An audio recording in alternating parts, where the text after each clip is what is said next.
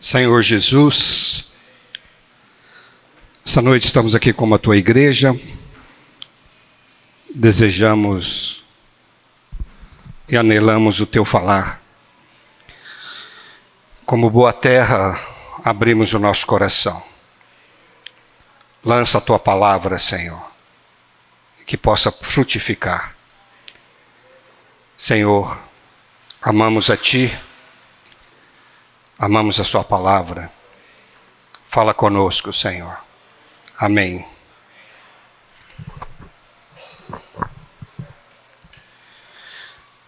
Tivemos uma comunhão ontem, e nessa comunhão nós citamos o Evangelho de João, capítulo 6.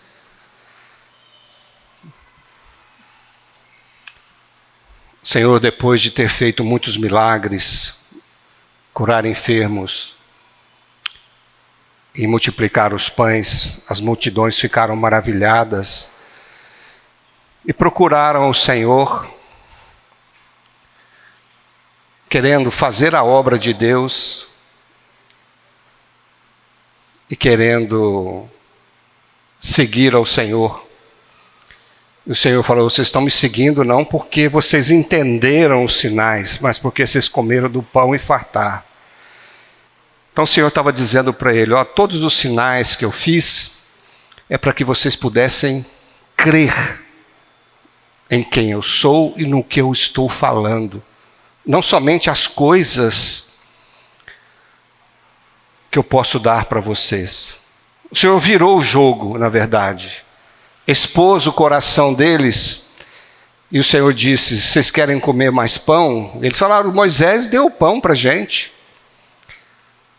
E eu sei, nós cremos que você era um profeta de Deus, e eles queriam, Jesus até fugiu porque eles queriam fazer do Senhor rei. Quem não queria, eu falei, quem não queria um rei daquele que curasse todos os enfermos da terra e desse pão à vontade de graça?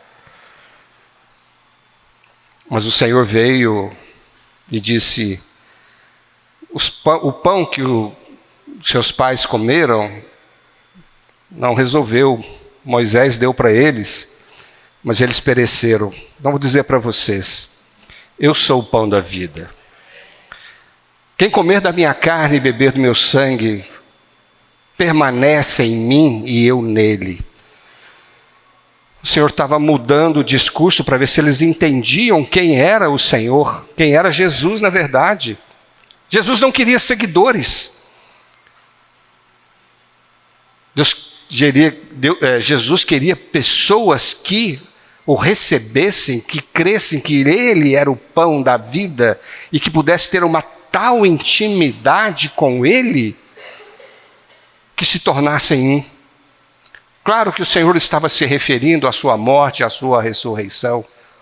Quando ele diz: quem comer da minha carne e beber do meu sangue permanece em mim ou nele, é evidente que aquilo era uma figura que ele estava falando da sua morte e da sua ressurreição.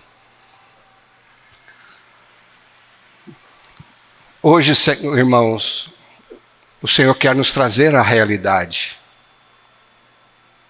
Ele está chamando a nossa atenção para nós não sermos apenas seguidores dele, pelo que ele tem, pelo que ele faz por nós. Ele está nos chamando à realidade de sermos um com ele, de termos plena comunhão com ele. Sabe por quê? Ele é o pão da vida.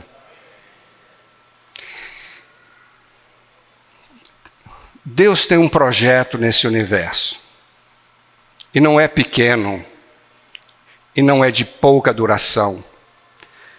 Deus tem um plano, Deus tem um projeto de ter comunhão plena e íntima com Deus, com o homem. Deus deseja ter uma plena comunhão com Deus, com o homem. E isso começou em Gênesis e vai se ter a sua plenitude em Apocalipse, na Nova Jerusalém. E durante esse projeto de Deus, desse executar de Deus, e eu vou ser bem breve, porque eu quero ainda entrar na mensagem. Deus, quando começou a ter comunhão com o homem em Gênesis, ele não fez nenhuma exigência. Era Adão e Eva, falaram, vocês só comam da árvore da vida, não coma dessa árvore aqui não, porque eu digo que se comer você vai morrer. Foi a exigência que Deus fez, e todo dia ele passava de tarde lá para ter comunhão com o homem, mas nós vimos que o homem caiu. Depois nós vemos Abraão, Deus chamou uma pessoa, lá de Ur dos Caldeus, um incrédulo, chamou e fez uma promessa para Abraão, e Abraão creu nessa promessa, por isso ele é o pai da fé. A única coisa que Deus, ou o único lugar de comunhão de Abraão com Deus era um altar. Abraão vivia em tenda, e aonde ele armava, ou armava a sua tenda, ele armava um altar, invocava o nome do Senhor. Ali era o lugar de comunhão de Deus com o homem. Mas quando Deus teve um povo lá no Egito, que depois de Abraão, Isaac e Jacó, depois de 400 anos, Deus tirou aquele povo do Egito. E no deserto, Deus aí mudou. Deus começou a fazer algumas exigências, porque Deus viria dos céus em glória e encontraria com o homem. E aí então Deus instituiu o tabernáculo como a sua morada provisória. E quando Deus exigiu essa morada, ele exigiu de Moisés, levou Moisés para o monte. E ficou 40 dias falando com Moisés. Lá nesses 40 dias e 40 noites, a única coisa, irmãos, que Moisés escreveu do que Deus falou, foram as 2 tábuas com os 10 mandamentos. Mas Deus não falou somente os 10 mandamentos para Moisés ali, não. Ele falou de todas as ordenanças. E foram 40 dias, e Deus falando das ordenanças e, sobretudo, de como Deus queria que o tabernáculo fosse construído. Deus deu todos os detalhes para Moisés. Moisés, então, aqui não fala que Moisés escreveu os detalhes. Ele guardou no coração, porque a comunhão foi tanta que Moisés, então, ficou constituído pela vontade de Deus.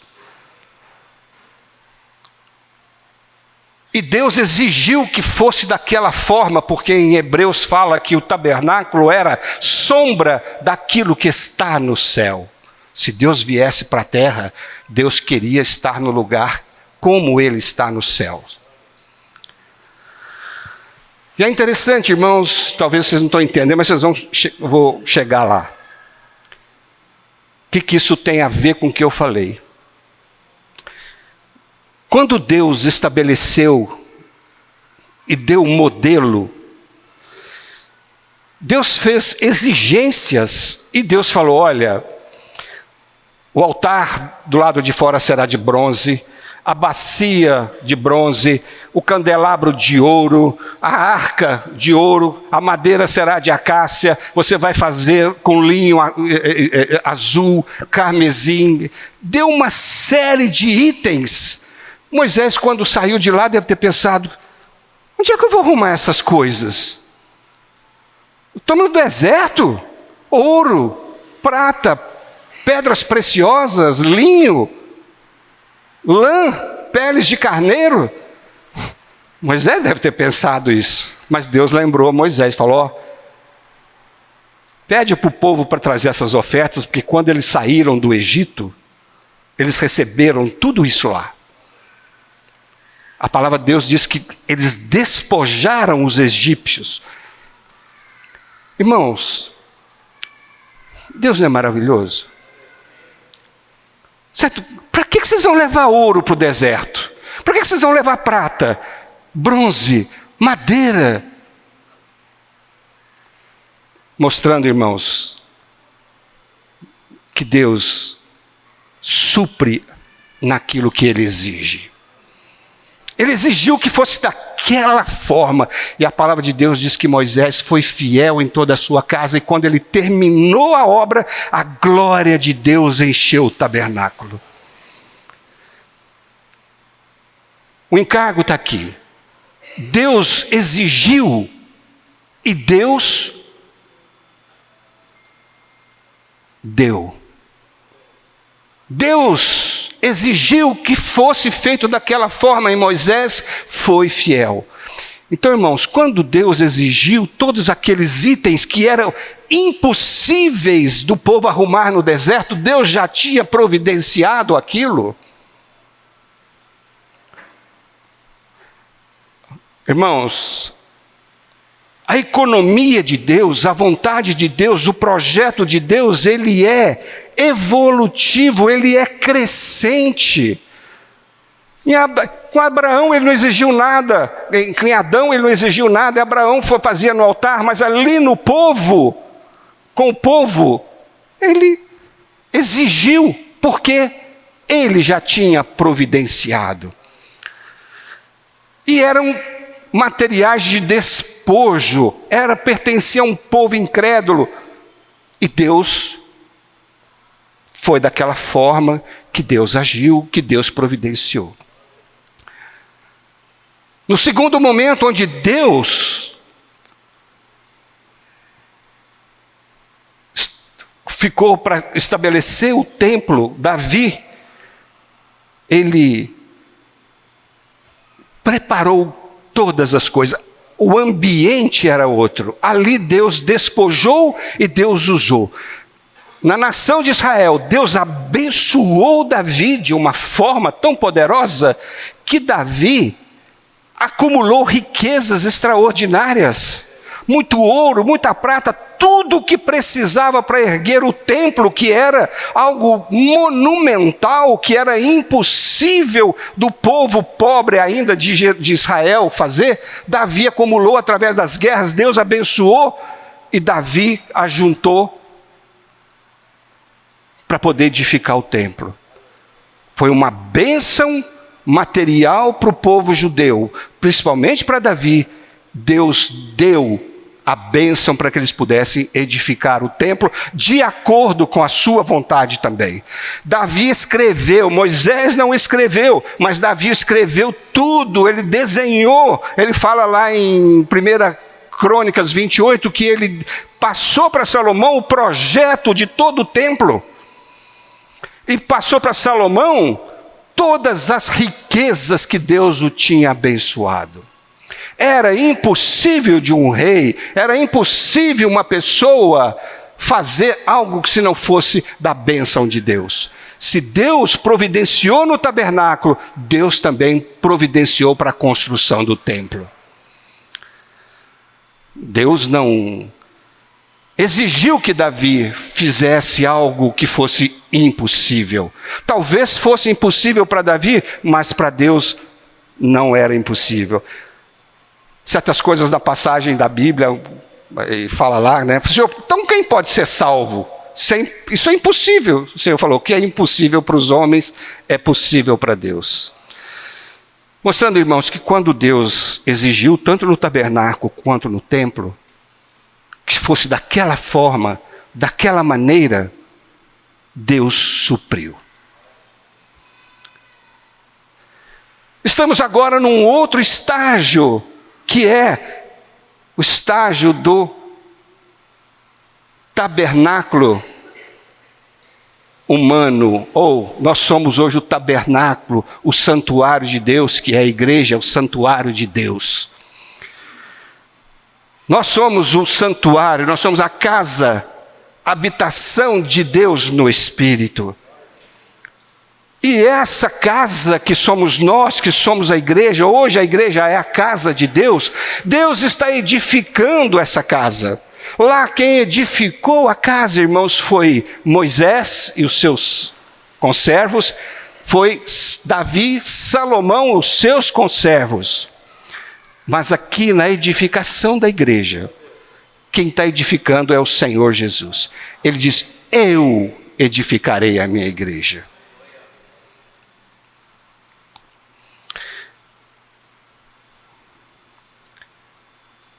O Senhor, e eu estou dizendo isso, irmãos, para mais uma vez reforçar, é o Senhor é quem supre. O Senhor falou: eu vou edificar a minha igreja, e Ele é todos os materiais da edificação da igreja. O Senhor Paulo perguntou: vocês estão edificando com o quê? Existe um fundamento que é Cristo, a pedra de remate é Cristo. Vocês estão edificando com o quê? Ouro, prata, pedras preciosas ou madeira, feno e palha? Ele quer que nós edifiquemos com o quê? Ouro, prata e pedras preciosas. Quem é ouro, prata e pedras preciosas? É o Deus triuno. Na pessoa de Jesus, é Ele que é o elemento, é Ele que é os materiais para a edificação dessa casa. Então, irmão, quando é e como é que nós edificamos essa casa? São com as nossas atitudes, é com o nosso proceder, são com os nossos atos. E aí os nossos atos são madeira, feno e palha, ou ouro, prata ou pedras preciosas? O Senhor espera que seja, porque Ele já deu ouro, prata e pedras preciosas para nós edificarmos. Ele já supriu a igreja com o que Ele é e com o que Ele tem, para que nós usemos para edificar a casa de Deus. Em Mateus, aí nós podemos compreender um pouco Mateus, capítulo 5, 6 e 7, ele fala para os discípulos, para quando a gente jejuar, não mostrar contristados, parecendo, não acumuleis tesouros sobre a terra, fala para não andar ansiosos sobre coisa alguma, para a gente não julgar, para não dar aos cães o que é santo. O Senhor fala uma série de coisas que é concernente ao nosso viver. E é no nosso viver, irmãos, que nós edificamos a igreja. Primeiramente nós mesmos, individualmente, e depois nós edificamos uns aos outros. Então, irmão, quando o Senhor faz as exigências aqui, não adulterarás, ele fala assim: olha, não, se você olhar com uma intenção impura, você já adulterou. Se você odiar um irmão, você já está pecando. O Senhor elevou a lei, o Senhor exigiu mais, para nos fazer entender que nós somos incapazes de cumprir a lei, mas é por meio dele. Ele é o material, Ele é a videira, nós só somos os ramos. Então, quando o Senhor exige um fruto, é fruto do Espírito. Não é fruto da bondade do Mauro, do Nélio, do Leozinho, das nossas habilidades. Não, é fruto do Espírito. Aquele que permanece em mim, eu permaneço nele. Quem permanece em mim, esse dá muito fruto. Então, irmãos, eu estou só compartilhando isso para reforçar. Porque quando nós falamos aqui de que Deus vai julgar as nossas obras, é porque Ele já nos deu tudo o que é necessário para vivermos uma vida elevada. Eu já conversei com certos irmãos, ele falou: nem olho Mateus 5, 6, 7, isso não é para mim, é para quem? Se não é para ele que é um cristão, se não é para nós que somos cristãos, é para quem? Deus seria injusto dando uma palavra que nós não conseguimos fazer, mas Ele sabe que nós não conseguimos fazer, que é impossível, por isso Ele se deu mesmo para nós como o elemento, como todos os materiais para nós edificarmos a casa de Deus. Entende, irmãos? Deus tem um projeto, Deus tem um propósito. E quando nós entendemos isso e falamos, eu só tenho uma responsabilidade, é permanecer no Senhor. É comer do Senhor e beber do Senhor. Nós não estamos aqui dando nenhuma esperança para o irmão de ser bonzinho para fazer alguma coisa boa para Deus. Estamos dizendo, nós não podemos sem o Senhor. Ele é o material, Ele é a fonte de tudo que nós precisamos, irmãos. Quando nós temos a consciência disso, nós entendemos que nossa dependência dEle é completa, é total. Por isso, é que nós falamos ontem, a única responsabilidade que nós temos é permanecer no Senhor. A única responsabilidade, irmão, é permanecer no Senhor. Eu até dei o exemplo do Lucas. Passou na medicina, em primeiro lugar. Para passar no primeiro lugar, você acha que foi no oba-oba? Sei que ele é inteligente, mas também tem pessoas tão inteligentes quanto ele. Mas ele teve que pagar um preço. De desdobrar dentro dos livros, dos estudos. E aí, irmãos, ele foi constituído com aquilo que ele estava se apegando, que ele estava elaborando. Foi constituído. E na hora da prova, resultado, entra para o gozo do teu Senhor. Ah, Senhor Jesus. Aquelas 5 virgens nécias, fala que nécia é sem conhecimento prévio, sem poder, sem se aperfeiçoar, sem poder se preparar adequadamente. Aí, você pensa, aí eu pensei no Lucas depois, se ele fosse indolente, aí de repente ele escuta, vai cair algo sobre trigonometria, assim, assado. Ele falou, nossa, não estudei esse negócio, deixa eu lá correndo, deixa eu lá ver. Aí chega no dia do vestibular, alguém comenta, ouvi falar que vai cair sobre isso. Ele falou, deixa eu ver como é que vai ser. Aí quando ele vai ver como é que vai ser, nossa, fechou o portão da escola lá. Fechou. Ele pagaria um preço pela sua, vamos dizer assim, indolência. Irmãos, quantas vezes somos indolentes? Não é só para conhecer a palavra, não. É para conhecer o Senhor. A gente vai na palavra, não é para ter conhecimento intelectual, é para conhecer o Senhor. Então, o que eu queria dizer para os irmãos, nós vamos chegar diante do tribunal de Cristo. Que condição que nós vamos chegar? O Senhor já nos deu tudo. Com que nós edificamos a casa de Deus? Com que? Para edificar com ouro, prata e pedras preciosas, é só Ele em nós, é o Deus triuno em nós, que flui espontaneamente. Nós somos constituídos desse Deus triuno, e aí nós não precisamos ficar preocupados o que fazer, como fazer, e tal, e querer dar um bom testemunho, e nossa, como é que eu faço agora? Irmãos, é uma coisa natural, estou cheio do Deus triuno, a boca fala daquilo que está cheio o coração, as atitudes fluem normalmente sem peso. É isso, irmãos. Porque muitas vezes parece que é um peso falar que nós vamos chegar diante do tribunal de Cristo e prestar conta das nossas atitudes. Irmãos, não é peso, é uma responsabilidade que o Senhor está mostrando para nós. Nós somos muitas vezes, e a grande maioria das vezes, influenciados pela religiosidade. Eu estou salvo, e aí eu vou estou aqui, Deus já me salvou e estou esperando a nova Jerusalém. Estou esperando o céu. Quero morrer e quero ir para o céu, porque por vários motivos.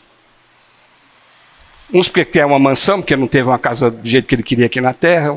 Não, porque lá vai ter rua de ouro, eu quero pelo menos ter rua de ouro e tal. Irmãos, o Senhor tem algo muito mais precioso para nós. Eu quero estar na Nova Jerusalém, porque Ele vai estar lá, na sua plena comunhão com os santos. Eu quero estar nisso. Eu não quero estar no reino porque eu vou herdar alguma coisa no reino. Eu quero entrar no reino porque o Senhor vai estar lá. Fora do reino eu não quero estar. Não é porque eu vou sofrer, não, porque o Senhor não vai estar lá. Os propósitos do coração são diferentes. Oh, Senhor Jesus. Que os irmãos fiquem na paz, que os irmãos fiquem cientes de que se Deus deu, Ele espera que a gente use. Você imagina se Deus desse tudo, despojou os egípcios, deu lá e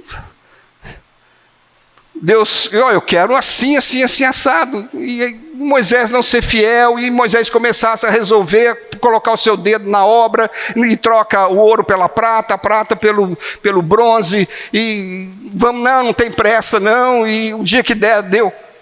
Não foi assim. Quando Moisés foi fiel e terminou a obra, fala que a glória de Deus encheu o tabernáculo. Irmãos, que essa seja a visão que nos governe. Louvado seja o Senhor. Vamos ficar despreocupados. Nós sabemos que vai acontecer tudo isso. Mas isso é um pano de fundo para saber, busque o Senhor. O Senhor é o elemento, é o fundamento, o Senhor é o nosso alvo. O Senhor é o nosso alvo. Sabendo de todas essas coisas, vamos correr a carreira que nos está proposta. Não é? Paulo fala lá que o atleta, ele corre não desferindo, ele fala, corro não desferindo golpes no ar, sem meta, sem nada, eu sei para onde eu quero ir. E muitas vezes, você fala, o atleta, ele se restringe para poder alcançar o objetivo e a meta dele. Às vezes, irmãos, temos que pagar o preço, ou grandemente pagar o preço para tocarmos o Senhor, porque é uma luta entre a nossa carne e o espírito, entre o mundo e a nossa alma. Tá bem? Louvado seja o Senhor.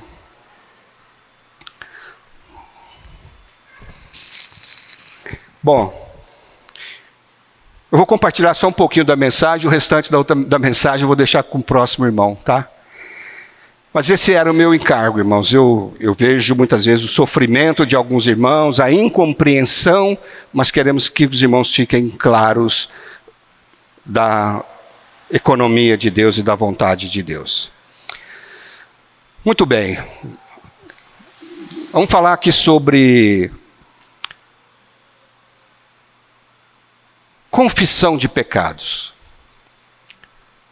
É um fato que depois, irmãos, que nós cremos no Senhor Jesus, todos os nossos pecados foram perdoados. Os irmãos creem nisso? Todos. Porque a obra redentora de Cristo perdoou, lavou todos os nossos pecados passados. Não somente essa obra nos lavou de todos os pecados, mas essa obra nos libertou do pecado. É algo, o pecado, nós já compartilhamos isso, que é algo que está na nossa carne ainda. É um elemento maligno que ainda está na nossa carne e só vai sair, irmão, quando o nosso corpo for transformado. Então, nós estamos ainda sujeitos a pecar, sujeitos. Mas o Senhor, mais uma vez, Ele já nos libertou do poder do pecado. Nós não somos mais obrigados a cumprir os desejos do pecado. Nós não somos mais escravos do pecado. Antes, nós não tínhamos o direito de dizer, não vou pecar. Você queria não pecar, mas você pecava de mesmo jeito. Mas o Senhor fala que Ele nos libertou do império das trevas e nos transportou para o Filho do seu amor. Que Ele venceu o pecado. Entende? Os irmãos entendem isso? Tá? Então nós não estamos mais sujeitos ou escravos do pecado. Mas, ainda, e aí da outra vez eu compartilhei com os irmãos, que é como se o Senhor nos cortasse de uma árvore pecaminosa, porque um galho, ele dá aquilo que o tronco é, aquilo que a seiva está passando pelo tronco e passa pelo galho, não é verdade? Então, o Senhor veio e cortou-nos. Nós somos galhos, ramos, o Senhor nos cortou dessa árvore pecaminosa e nos enxertou nele. E fala, eu sou a videira, vós sois os ramos. Lá, depois fala lá nos evangelhos que o Senhor, Ele nos, nós éramos oliveira brava e nos enxertou nele. Então, irmão, nós somos enxertados no Senhor, mas a natureza da árvore pecaminosa ainda está em nós. Nós somos ramos ainda com uma natureza, mas nós não ficamos dando fruto desse pecado. Mas mesmo assim, como nós, pelo fato de termos a natureza pecaminosa na nossa carne, nós ainda pecamos. Posicionalmente, o Senhor já nos fez santos, o Senhor já nos libertou, mas ainda é fato que nós pecamos, é fato que nós temos ainda as nossas fraquezas. É verdade ou não é?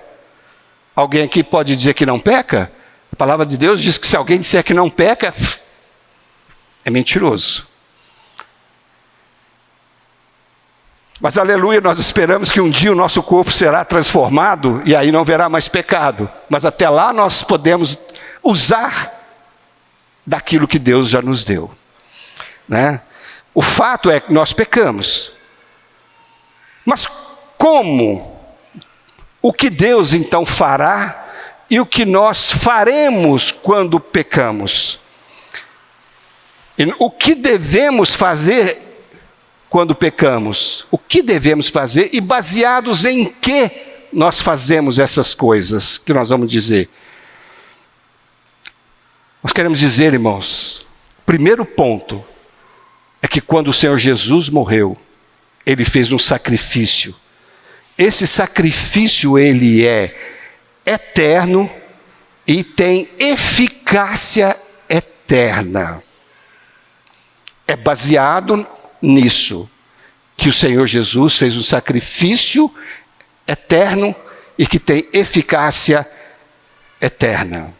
Vamos ler Hebreus capítulo 10.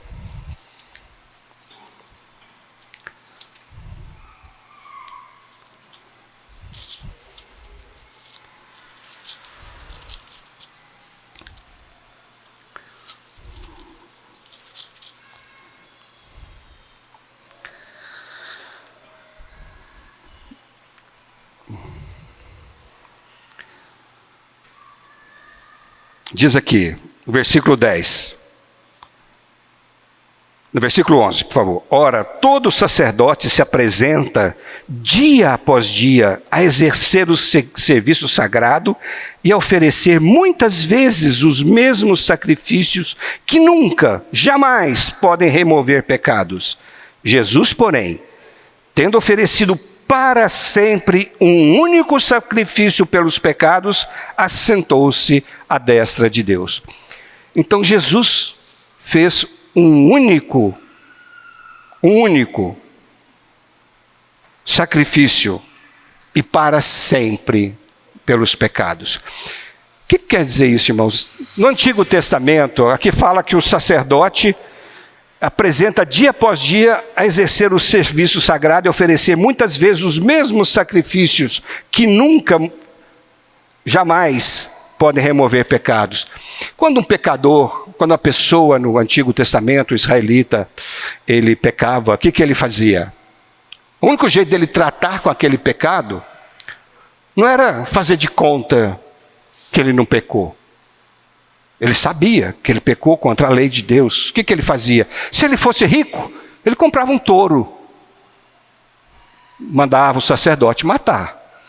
Entregava para o sacerdote matava, aquele sangue que era parecido com o sangue dele, era aspergido, e ele se sentia então purificado, perdoado os seus pecados. Se ele fosse menos pobre, ele comprava um bode, um cabrito, a mesma coisa, pedia para o sacerdote. Se ele fosse um pobrezinho, ele pegava um par de rolinha, e oferecia. Era pobre, não tinha dinheiro, comprava ali, entregava para o sacerdote, e o sacerdote derramava o sanguinho dele ali e tal, e ele era perdoado. E isso, dia a dia.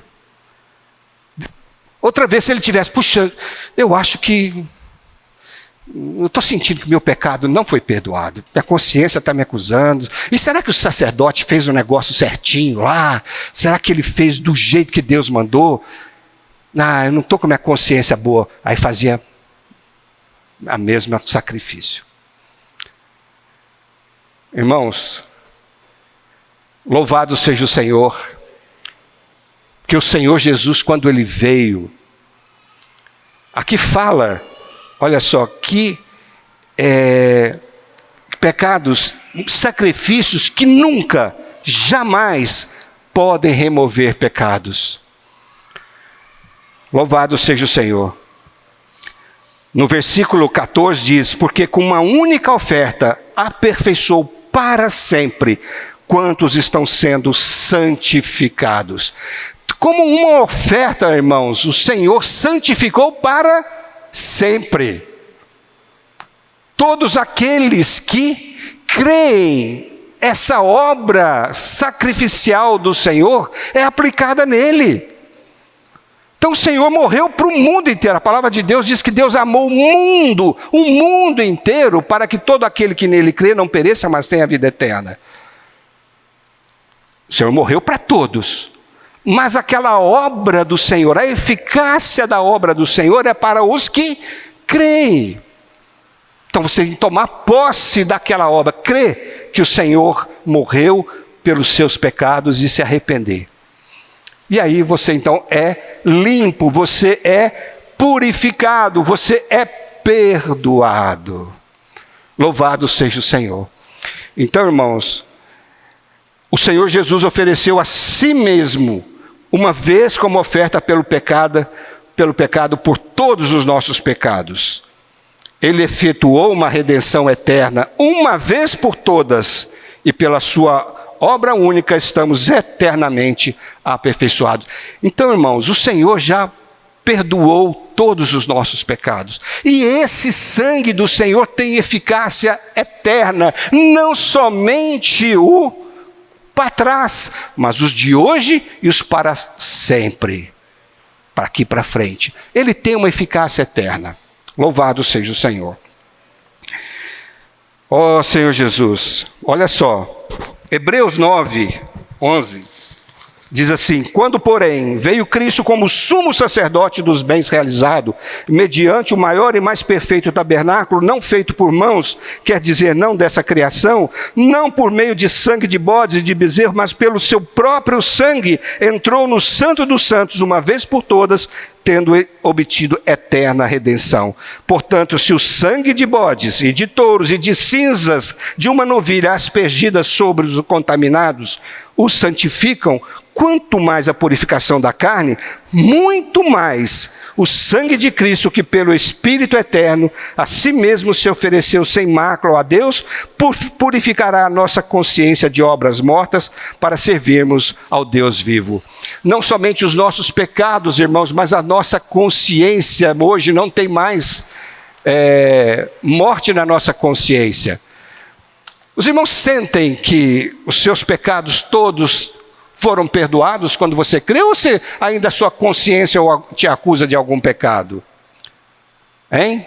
Se a sua consciência te acusa de algum pecado, você precisa experimentar de novo essa Experiência do Senhor, porque você precisa conhecer de fato aquilo que o Senhor fez por você. Aqui fala, Ele limpou para sempre, então não tenha mais consciência do seu pecado passado. Deus limpou. Irmãos, às vezes eu vejo irmãos que... porque quando eu era criança, porque quando eu era jovem, ainda, claro, irmãos, as experiências que nós temos, elas muitas vezes não desaparecem, mas nós não precisamos ser acusados, porque esses pecados já foram limpos.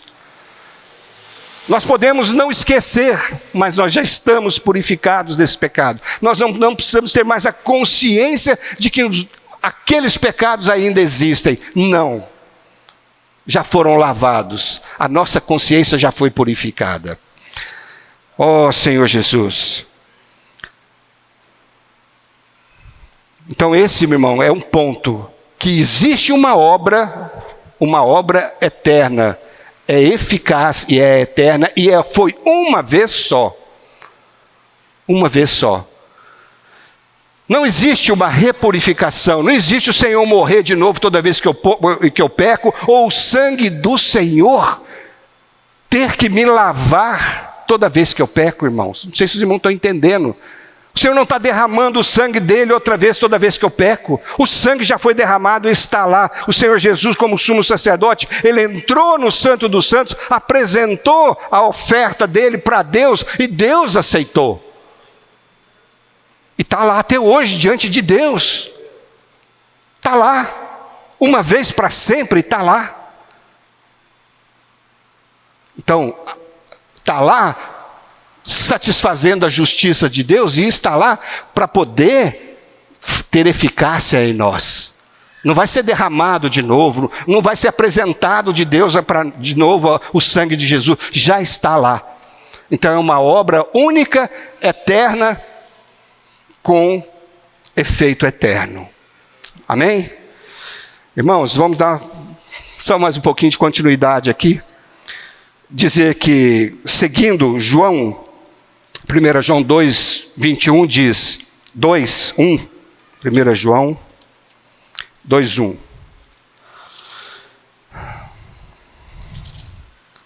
Filhinhos, estas coisas eu vos escrevo para que não pequeis. Se todavia alguém pecar, temos advogado junto ao Pai, Jesus Cristo, o justo. E Ele é a propiciação pelos nossos pecados, e não somente pelos nossos próprios, mas ainda pelos do mundo inteiro. Primeira coisa aqui, ele fala que é para a gente não pecar. Ele falou lá atrás, essas coisas eu estou falando para vocês não pecarem. Capítulo 1. Mas se você ainda pecar, lembre-se, você tem um advogado junto ao... Não é a Deus, é ao Pai, mostrando que nós temos um pai que tem filho que peca, e esse advogado está junto ao Pai, intercedendo por nós. Intercedendo, na verdade, ele está nos defendendo, porque um advogado é para defender a gente, não é? Jesus Cristo, o justo. Bom, vamos prosseguir. Não diz lá, irmãos, que nós temos advogado junto de Deus. É do nosso Pai. Portanto, nós estamos dizendo que somos filhos que ainda podem pecar. Refere-se a nós, os salvos. Se alguém de nós, irmãos, pecar, nós temos um advogado junto ao Pai. Advogado na língua original é parakletos. Para significa ao lado de. Parakletos é para, radical, significa ao lado de. Estar ao lado quer dizer que você está em algum lugar e a outra pessoa também está ali. E kletos significa auxiliador. Um paracletos, portanto, é alguém que está ao seu lado auxiliando. Aqui significa ter alguém próximo de si para falar por você. Se um cristão pecar, alguém junto ao Pai falando por nós. Nós temos um advogado, irmão. Nós temos um advogado. E esse advogado é advogado justo, né? Satanás fica nos acusando de dia e de noite. Apocalipse 12:10 diz que ele fica nos acusando de dia e de noite. E é interessante, ele como advogado é diferente, irmãos, de ser um sumo sacerdote. Em Hebreus fala que nós temos um sumo sacerdote. Ele fala que nós não temos um sumo sacerdote que não pode se compadecer das nossas fraquezas, não é? Portanto, entrar com intrepidez no Santo dos Santos. Jesus como sacerdote é para nos dar graça.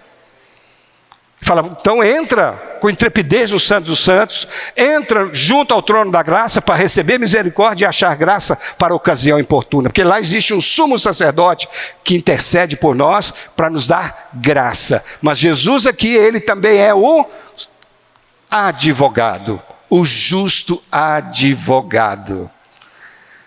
Para que nos defender, tá certo? Deus, irmãos, é a favor da justiça. Ele não perdoa os nossos pecados injustamente. Ele não faz pouco caso dos nossos pecados. Ele não encobre, nem nos deixa passar desapercebidos com os nossos pecados. Pelo contrário, Ele julga todos os nossos pecados com justiça. O Senhor Jesus não apela com graça, mas Ele diz que é justo advogado. É interessante, né?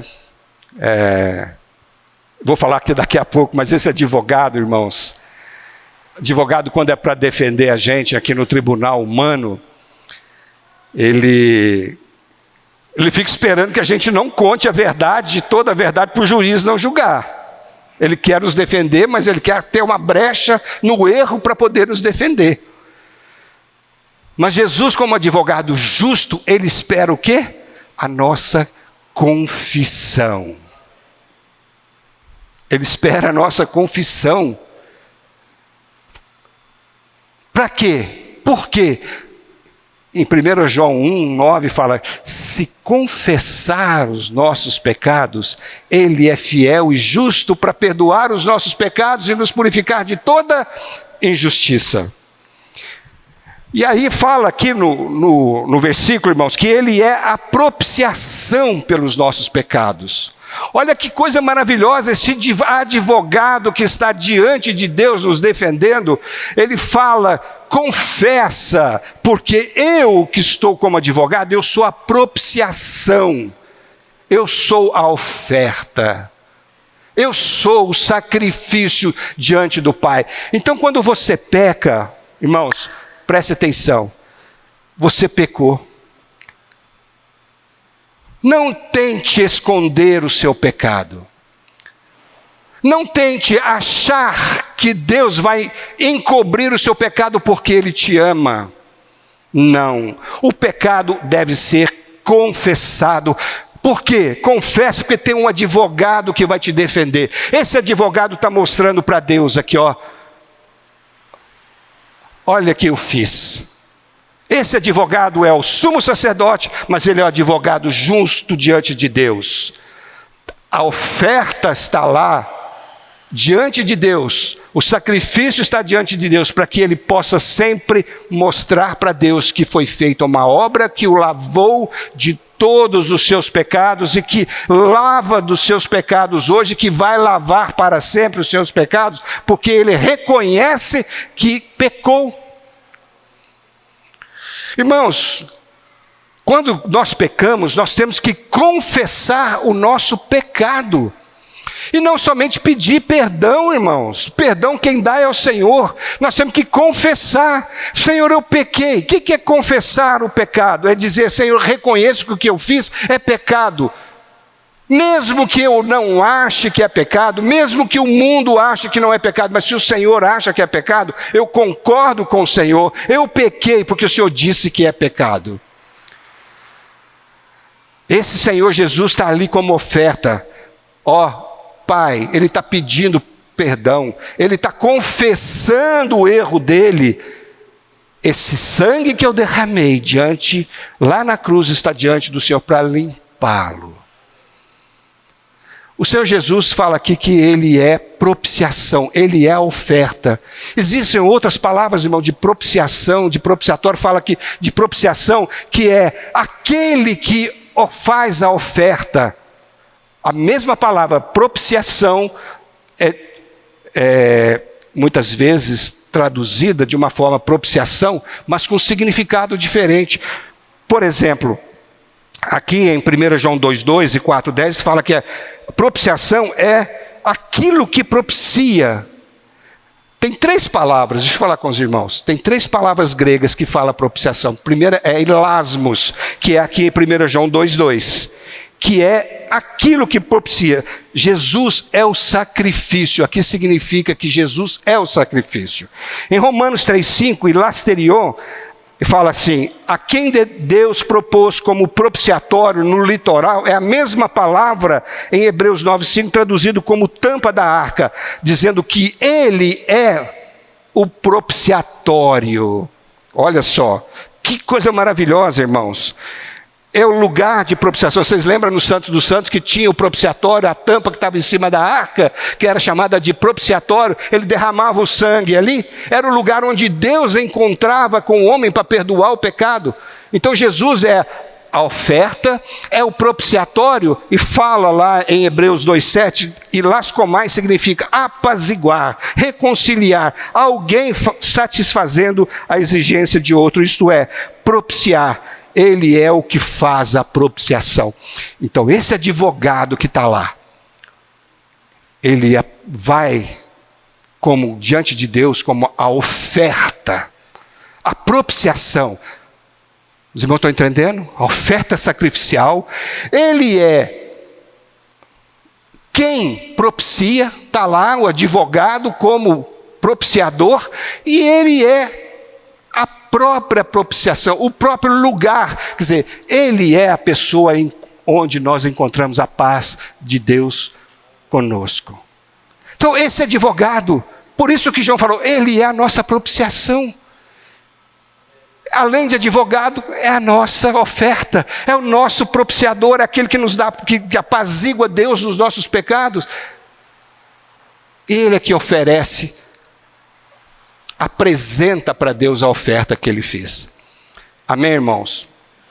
Então, precisamos confessar os nossos pecados, porque já foi feito um sacrifício.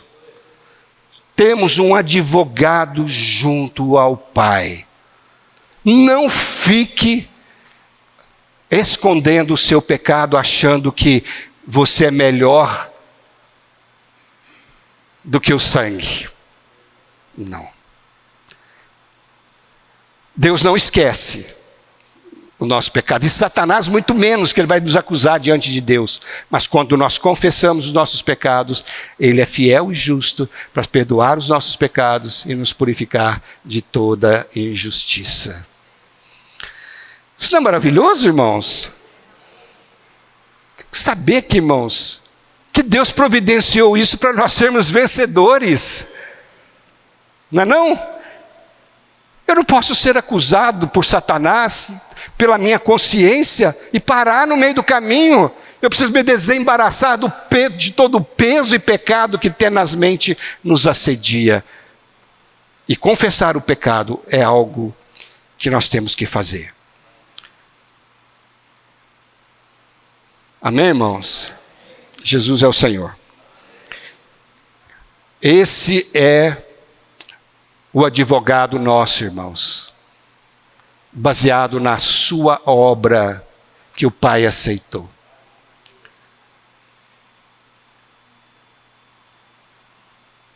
Quando o Senhor Jesus morreu na cruz,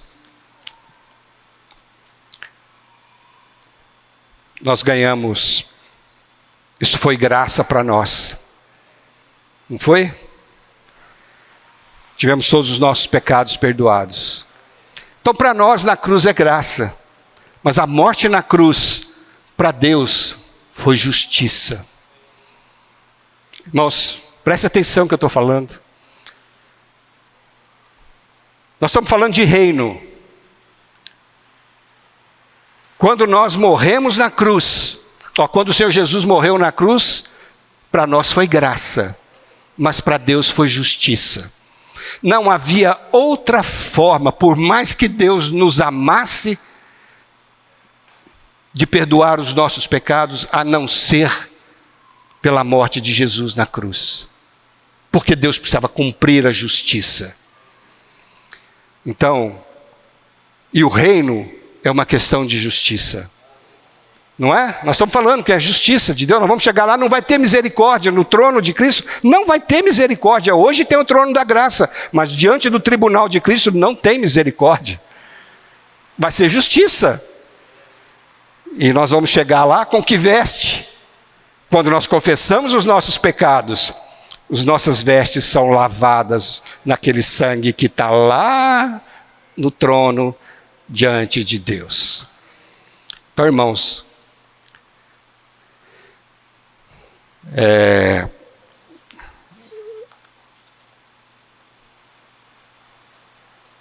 a nossa veste, ela... Estou terminando, viu? Tem dois tipos de vestes. Uma veste é para salvação. Você lembra do filho pródigo? O Senhor, o que ele fez? Foi para dentro de casa, o Senhor deu uma veste nova para ele. O filho está salvo, estava morto, estava perdido, foi achado, agora está vivo. Essa é a veste da salvação. Mas tem uma veste que é para as bodas, que é para galardão. Está lá em Mateus 22, de 11 a 12, depois os irmãos leem, que o Senhor chegou lá nas bodas, viu um cara, mas o que você está fazendo aqui? Que veste é essa aqui? Você não está adequado para não, você não está adequado para participar das bodas. E foi lançado fora. Irmãos, Senhor Jesus, que os nossos atos, né, a noiva virá, e foi dada à noiva o quê? Vestido de linho finíssimo, branco. Senhor Jesus, é aqueles que lavam as suas vestiduras no Cordeiro, têm as suas vestes alvejadas. Amém, irmãos? Que sejamos com as nossas vestes preparadas para as bodas do Cordeiro. O Senhor já nos preparou tudo. O Senhor já nos deu tudo. Vamos apostar, irmãos. Vamos tomar posse e não pensar que é difícil. Não é difícil, é impossível. Só nele, por meio dele, é que nós podemos viver tal vida. Amém? Dá para tocar, cadê os irmãos? Dá para tocar aquela música que a gente cantar? Se confessarmos os nossos pecados? Dá, Ana? Vamos cantar, irmãos? Aleluia.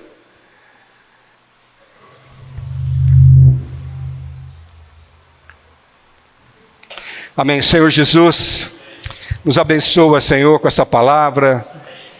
Nós queremos que essa palavra seja guardada no nosso coração, Senhor, e nós queremos viver de uma maneira tão intensa e tão maravilhosa a sua palavra, Senhor. Assim como Enoque, Senhor, que andava com Deus e já não era porque Deus o tomara para si. Queremos ficar com peso nenhum, com preocupação nenhuma, queremos apenas o Senhor. Desfrutar da sua pessoa, porque o Senhor é o elemento, o Senhor é o material digno, Senhor, de edificar a sua casa. Amém, louvado seja o Senhor. Amém, irmãos, vamos ficar em pé, vamos cantar?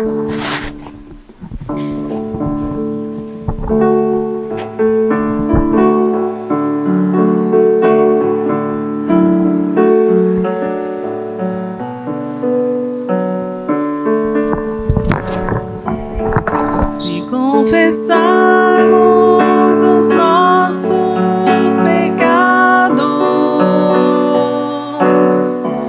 Ele é fiel e justo para nos perdoar os pecados e nos purificar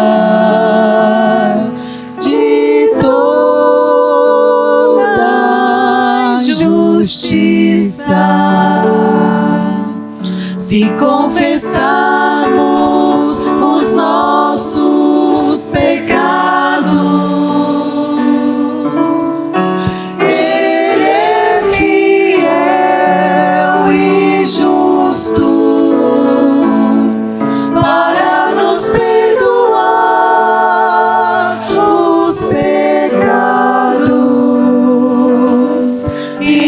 purificar de toda justiça. Amém. Aleluia.